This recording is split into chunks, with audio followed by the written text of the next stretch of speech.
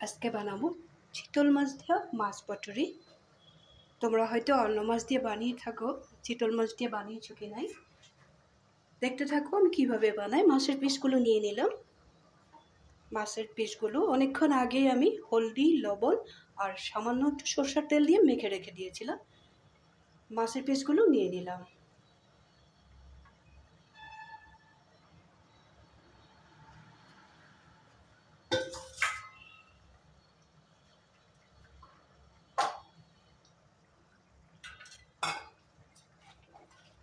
এখানে দিয়ে দেব এই ধরনের আলু কেটে রেখেছিলাম, একদমই পাতলা পাতলা করে কেটে রেখেছিলাম। এই আলুটা দিয়ে দেব।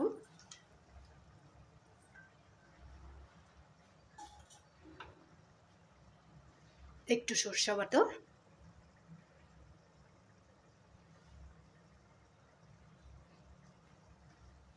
সরষে বাটাটা খুব বেশি দিবে না, একটু দিয়ে দেব। টমেটো কুচি করে রেখেছিলাম, এই ধরনের পাতলা পাতলা লম্বা লম্বা করে কেটেছিলাম, কারণ মাছটা তো ফ্রাই করা হবে না, একসাথেই সব কিছু রেডি হয়ে যাবে। টমেটোটাও দিয়ে দিলাম। এখানে দিয়ে দিব পেঁয়াজটা, এত পাতলা করে কেটেছি না, এইটাকে আবার হাত দিয়ে ক্রেশ করে দেব। এইভাবে ক্রেশ করে দেব।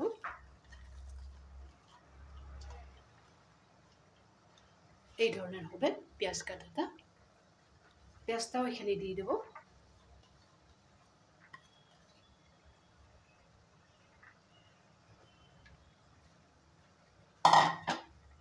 কালারের জন্য সামান্য পরিমাণে লঙ্কার গুঁড়া দেব।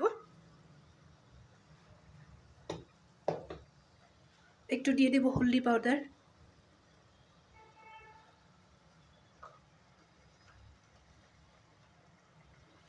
একটু জিরা পাউডার,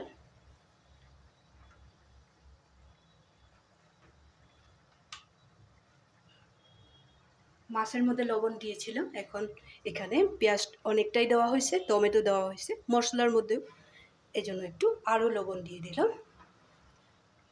আর এখানে দিয়ে দেব পেস্ট করে রাখা কাঁচা লঙ্কা, আদা, আদা অল্প একটু, বেশি না, আর রসুন, এটাও এখানে দিয়ে দেব।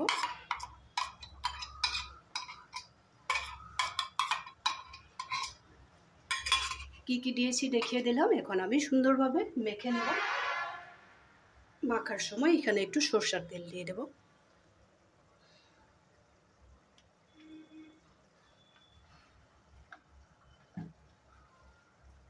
এখন আমি সুন্দর করে মেখে নেব, তারপরে দেখাচ্ছি, সাথেই থাকবে। ননস্টিকের একটা প্যান বসিয়ে দিলাম, প্যানটা গরম হয়ে গেছে। এখন গ্যাসের ফ্লেমটা একটু কমিয়ে দিলাম। মাছটা আমি মশলার সাথে খুব সুন্দরভাবে এইভাবে মেখে নিয়েছি।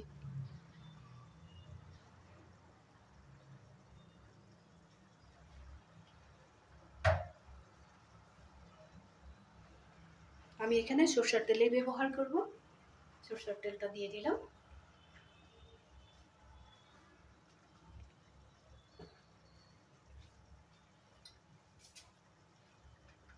আবার গ্যাসের ফ্লেমটা একটু বাড়িয়ে দিলাম।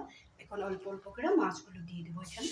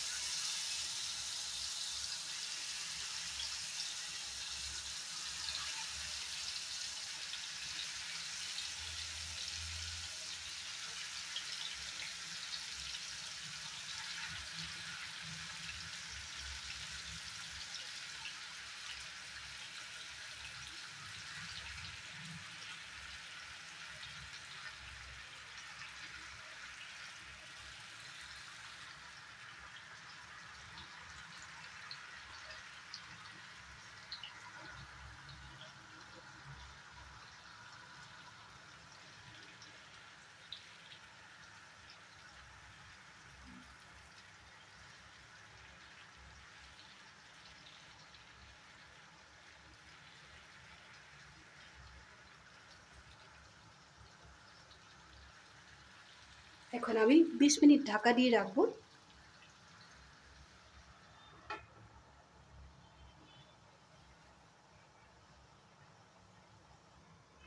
20 মিনিট বাদে আবার ফিরে আসছি।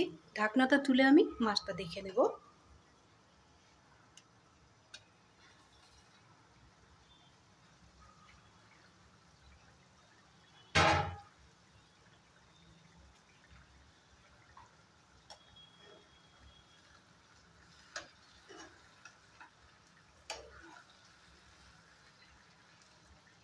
মাছগুলো এক পিঠ খুব সুন্দর করে বয়েল হয়ে গেছে। এইভাবেই একটু উল্টিয়ে দিব, একটুকু ভেঙে যায় না।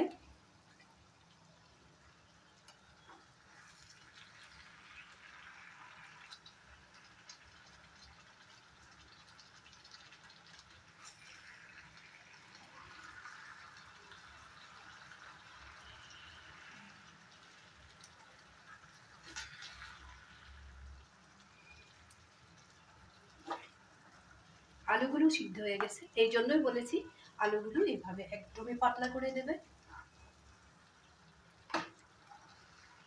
প্রায় হয়ে গেছে, আরও একটু সময় আমি 2-3 মিনিটের মতো ঢেকে রাখবো, তাহলে আমার মাছটা রেডি হয়ে যাবে। এক পিঠে আমি একটু ধনেপাতা দিয়ে দেব। গ্যাসের ফ্লেমটা এই সময়টা আমি কমিয়ে রেখেছিলাম, আবার একটু বাড়িয়ে দেব।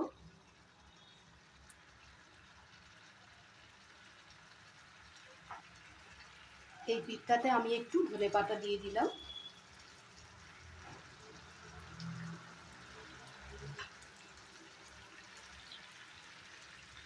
আবার একটু সময় ঢেকে রাখবো। চিতল মাছের পাতুরিটা আমার রেডি হয়ে গেছে, আমি ঢাকনাটা তুলে নেব।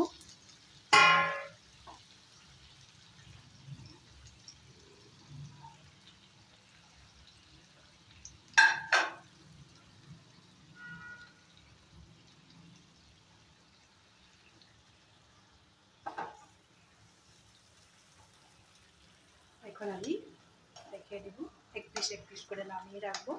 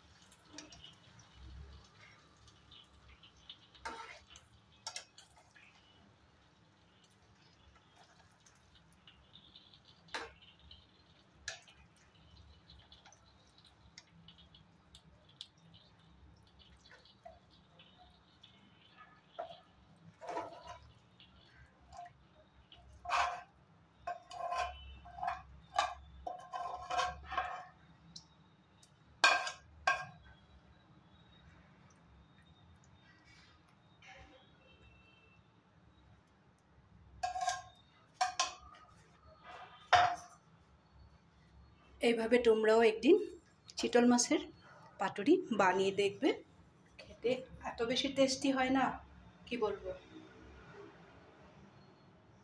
আবার একটু ধনেপাতা দিয়ে দিলাম। তোমাদের যদি এই রেসিপি ভালো লেগে থাকে তাহলে লাইক শেয়ার করবে, সবসময় সাথে থাকবে, কমেন্ট করতে ভুলবে না। প্লিজ বানিয়ে খাবে, কিন্তু সাথে একটু টক ডাল বানিয়ে নেবে, একদম পাতলা একটু ডাল বানিয়ে নেবে।